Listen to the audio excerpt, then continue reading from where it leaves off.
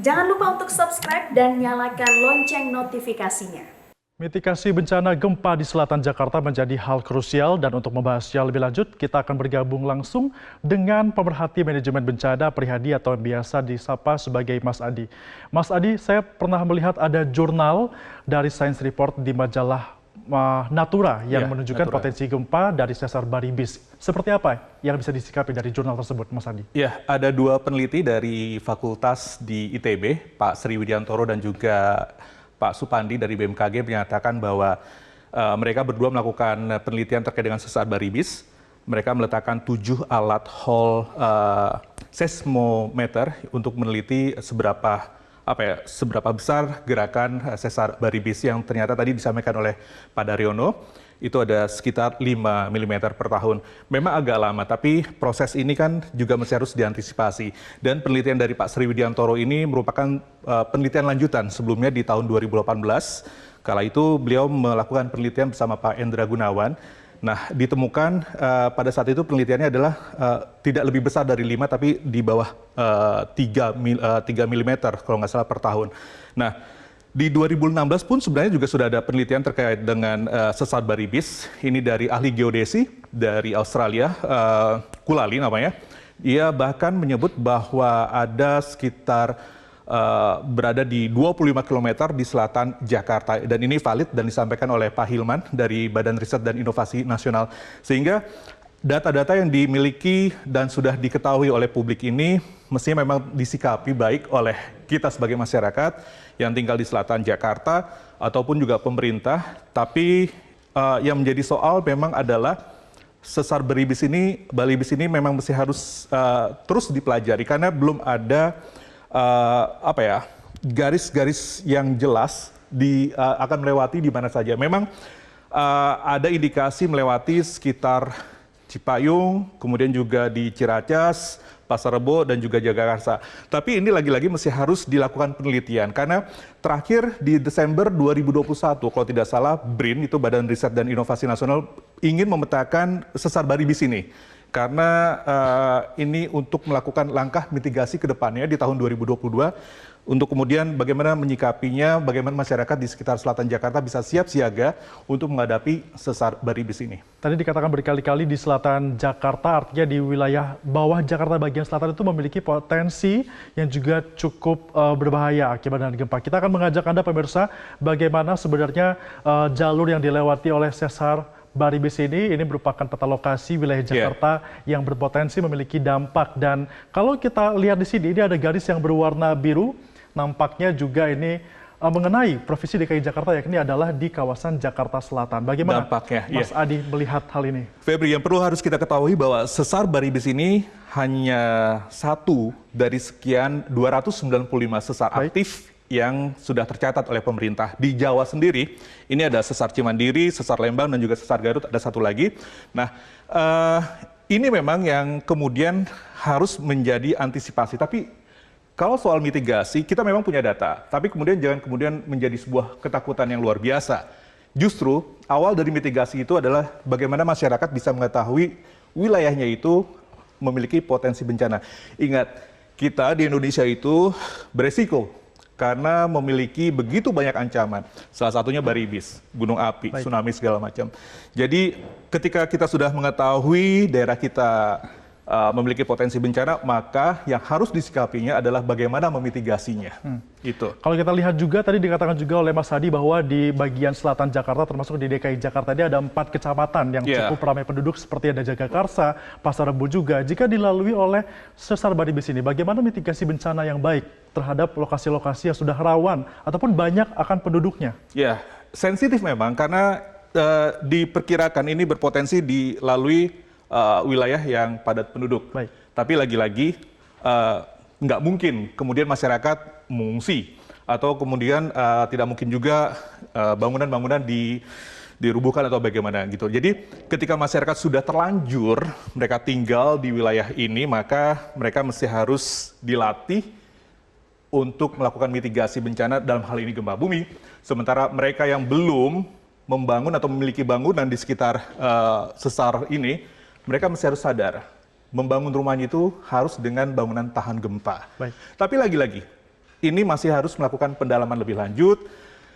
Wilayah mana saja persisnya yang harus diantisipasi? Karena penelitian ini kan masih terus berlanjut. Saya sampaikan bahwa 2016, 2018, 2022 bisa saja bekal riset dari Pak Sriwandono tadi dan juga Pak Supandi ini menjadi bekal untuk penelitian selanjutnya. Oke, akan ada potensi penelitian selanjutnya. Kita akan melihat slide selanjutnya, pemirsa, kalau kita melihat bahwa memang di Pulau Jawa ini cukup beberapa kali dihantam ataupun diterjang oleh bencana gempa. Yang paling terdekat di kawasan DKI Jakarta ini pernah terjadi pada tahun 1896. Di Jakarta sendiri ini juga pernah terjadi pada tanggal 5 Januari 1699 dengan magnitudo 8,0 dan juga pada 22 Januari 1780 dengan magnitudo 7,0. Apakah memang mitigasi bencana sebenarnya harus segera diterapkan di DKI Jakarta dan juga di selatan Jakarta terkait dengan adanya data seperti ini? Fakta dan data 1699, 1780 dan juga 1847 kurang lebih. Itu gempa bumi besar yang dialami Jakarta kala itu. Nah, peneliti kemudian juga melakukan riset itu berdasarkan data-data itu kan. Dan tidak ada salahnya kalau kemudian kita menyikapinya bahwa ya memang faktanya ada sesar baribis di selatan Jakarta. Lantas dengan bekal data seperti ini pemerintah sudah melakukan apa sih? Masyarakat sudah mengetahui hal ini nggak sih? Akademisi sudah melakukan penelitian-penelitian ini. Hasil dari penelitian dari akademisi ini sudah diolah belum sih oleh pemerintah untuk membuat mitigasi yang mumpuni agar kemudian bisa meminimalisir korban jiwa seperti itu. Ingat, gempa bumi itu tidak menyebabkan korban jiwa, Feb, tapi mereka yang meninggal atau tewas akibat gempa bumi itu akibat dari runtuhan gedung. Jadi paling utama adalah bagaimana memitigasinya itu menyadarkan masyarakat agar mereka tidak tertimpa gedung dan memiliki perumahan yang juga tahan gempa. Apakah artinya memang memberikan kesadaran itu merupakan mitigasi terbaik untuk saat ini yang paling relevan di zaman seperti saat ini? Ya, di saat-saat seperti ini, di saat hening adalah saat-saat yang tepat untuk memberikan mitigasi kepada masyarakat. Karena ketika sudah terjadi gempa, itu sudah tidak ada lagi masalah-masalah yang harus diumumkan. Bagaimana memitigasi. Kenapa sih masyarakat tidak sadar mitigasi dan itu didengungkan pada saat peristiwa terjadi. Baik. Yang dilakukan Metro TV saat ini adalah bagaimana memberikan edukasi. Jadi media tidak hanya reaktif pada saat bencana terjadi, tapi pada saat hening, pada saat tenang seperti ini adalah baik memberikan edukasi. Halnya seperti ini. Yang paling baik edukasi dilakukan pada saat ini. Tadi Mas Adi juga sempat mengatakan bahwa ada 200 sesar aktif di Indonesia, bukan saja baribis saja. Kita akan lihat sebarannya ada di mana saja terkait dengan sesar yang aktif ini. Sepertinya Mas Adi tersebar dari Sumatera, Jawa sampai dengan ke Sulawesi dan juga di kawasan Papua. Ini bagaimana? Betul. Bagaimana Indonesia bisa berada di banyak sekali sesar ini dan juga mitigasi selama ini pemerintah bagaimana? Sudah cukupkah mitigasi yang dilakukan? Dengan memberikan data-data seperti ini bagian modal dari pemerintah buat masyarakat agar sadar lingkungannya, wilayahnya memiliki resiko bencana. Ini ya, ada 295 sesar aktif yang sudah divalidasi atau diidentifikasi dari Sumatera, Jawa, kemudian juga NTB dan juga Laut Banda. Ini yang menjadi modal awal sebenarnya. Baik, Mas Adi, mungkin terakhir, rekomendasi seperti apa yang bisa Mas Adi berikan kepada pemerintah terkait selaku sebagai pemerhati bencana agar mitigasi bencana ini dapat benar-benar tepat sasaran diberikan kepada masyarakat dan masyarakat mau mengikutinya? Iya, baik Feb, yang jelas adalah informasi yang valid dan data yang telah diteliti oleh para peneliti ini bisa menjadi rujukan buat pemerintah untuk bisa membuat sesar-sesar temuan baru seperti yang di sesar gempa Pasaman Barat kemarin yang pada akhirnya muncul patahan baru atau sesar baru ini menjadi peta rawan bencana, penanggulangan bencana gempa bumi selanjutnya oleh pemerintah.